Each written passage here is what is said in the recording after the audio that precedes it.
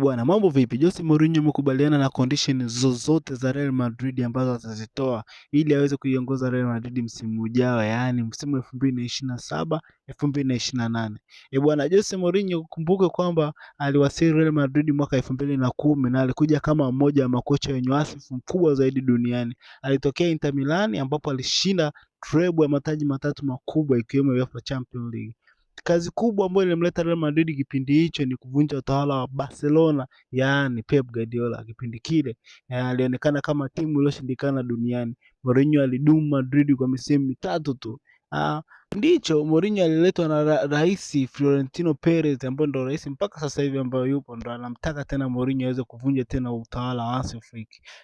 Kipindi hicho aliletwa na Florentino Perez ili kurudisha heshima Real Madrid huko Hispania, ili kupambana na soka la pasi nyingi la Barcelona, yani tiki-taka. Mourinho alitengeneza mfumo wa Real Madrid na alikuwa na sifa ya mashambulizi ya kushtukiza na yenye kasi hatari, yani counter attack. Mourinho alifanikiwa kusajili wachezaji muhimu sana kama Angel Di Maria, Mesut Ozil, Sami Khedira na baadaye Luka Modric, ambao alishindikana vyema na nyota kama Cristiano Ronaldo, Karim Benzema na Xabi Alonso.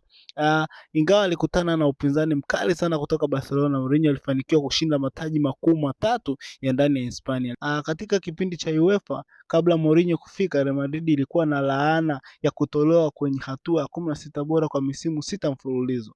Mourinho alibadilisha mentality hiyo na kufanikiwa kufikisha Real Madrid kwenye nusu finali mara 3 mfululizo, yaani 2011, 2012 na 2013. Ingawa kufanikiwa kubeba kombe hilo, alizuiwa na Barcelona, Bayern Munich na Borussia Dortmund. Basi alichofanikiwa kikubwa Mourinho basi ni kurudisha jina la Real Madrid kama tishio kubwa barani Ulaya.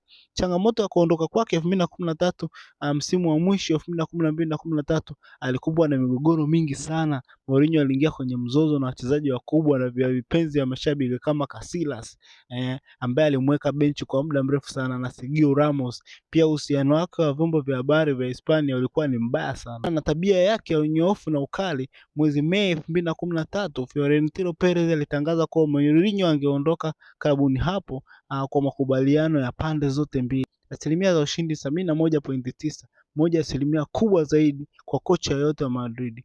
Urithi wake wa Mourinho katika Madrid hakudumu muda mrefu, lakini alitengeneza msingi imara wa kiushindani na mentality za kishujaa ambao baadaye ilitumiwa na Carlo Ancelotti na Zidane kubeba mataji mengi ya Champions League. Hivyo Mourinho sasa hivi anategemea kurudisha tena heshima Real Madrid. Bwana Mourinho atapeleka moto ambao anaupeleka Hansi Flick. Je, ataweza kuzuia zile tiktaka za Barcelona za Hansi